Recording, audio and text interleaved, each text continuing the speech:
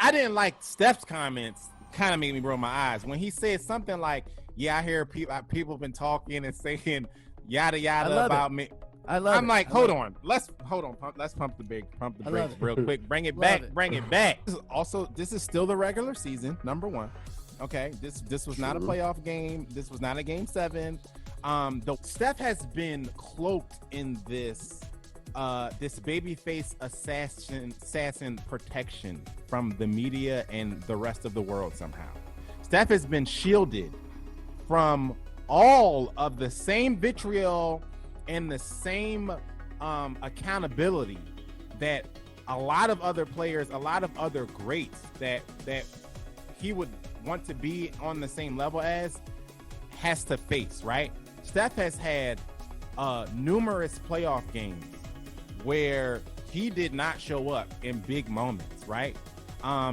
It's very similar to what's happened the other day where Paul George had a good game and he talking like, I hear people talking and yada yada yada, but in the playoffs he's playoff and I want to he pandemic P in the playoffs, you know what I mean? I want to see what he does in the playoffs, but I will say this: Paul George is balling right now. Yeah, and again, right now. Wake me up in the playoffs. You get what I'm saying? Yeah, well, he got that bread. He better be balling. He got paid. Right. But wake me up in the playoffs because we do this every year with some of these guys, and Steph has missed a lot of the criticism that is warranted for his personal playoff performances.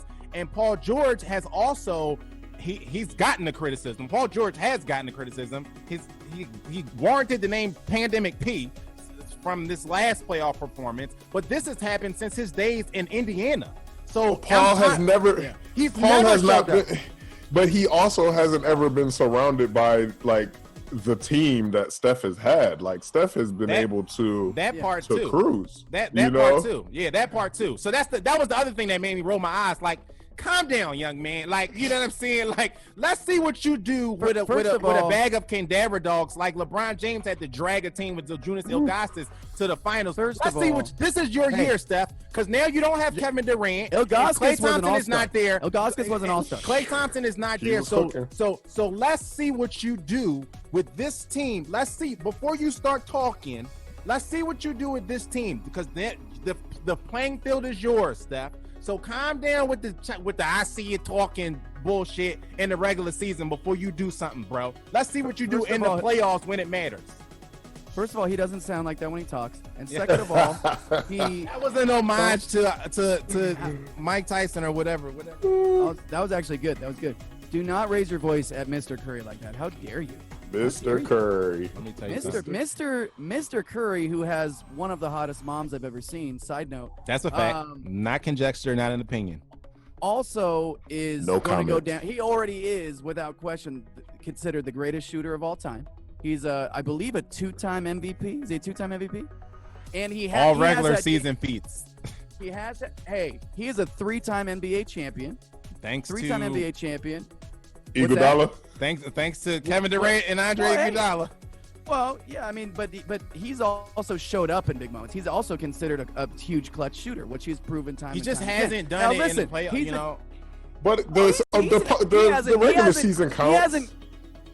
Oh, absolutely, and he hasn't. He also built that shit. He was there from nothing. Him and Monte Ellis there getting that going. It's not a lifetime achievement awards. When I say do it in the playoffs, but he has the accomplishments. He has more than enough accomplishments. Yeah, he has a resume. He's great. He's a great player. But he has a resume of team accomplishments, and I'm saying that if we nitpick when we talk about the greatest of the greats. And when we talk about the greatest of the greats, we got to talk about Steph Curry in the fourth quarter in the overtime game versus the Rockets, where he went 0 for 6 and had one turnover and was literally a -6. Like, you know what I'm saying? Or the fact that I don't know if I put him was 5 for 23 and 2 for 15 from 3. And this is like, these are the big games where he, even when they've won, he's not had great games. But let's credit that to the other teams though, and their coaching and knowing you gotta put a body on them. It's on you. You gotta show up. I would have to go back and look, because I mean he has also had huge games in the playoffs. So I mean, absolutely. you know, and he's a specific player. He is a point guard that is a scorer, but also loves to set other guys up. He's not a great defender. He's he's a toothpick. So I mean, you know, and I personally, and I love Steph Curry. Steph is flown under the radar. He's missed this criticism because he's the baby. Because I'm trying to tell you, like, and we all know. I don't remember if Steph Curry, if Steph Curry is any of those other guys. These moments, and you can go look them up. They're not talked about. That's my point. Is they're not talked about. Well, Steph but Curry I think has games that will scream when you go look them up. And I've watched them, so I remember them. But people don't talk about them because Steph Curry is cloaked in this protection where you can't say anything bad about Steph Curry, or you can't be objective about Steph Curry because people will jump on you because he does not get the same criticism that everybody else is getting. But that's what happens. You know, and again, that a lot of this is team accomplishments, but that's also what happens. Yeah. First of all, when he has a reputation because he's a great dude. First of all, and he looks like he's 12. But second of all, because that's the 12 thing, because LeBron James is a great dude too, but people will shoot him in the head if he takes a layup instead of a 3-point shot. That's right. But the thing is, when you've also been part of a dynasty, you do get passes. You absolutely do. And I've had to witness mostly in my lifetime. At least since the 49ers when I was a kid, Joe Montana, Jerry Rice, Steve Young, I had to witness all the other dynasties going on, the Yankees and all these. You get passes. So, I mean, I know that's not just a personal accomplishment, but you get passes when you do a lot of winning.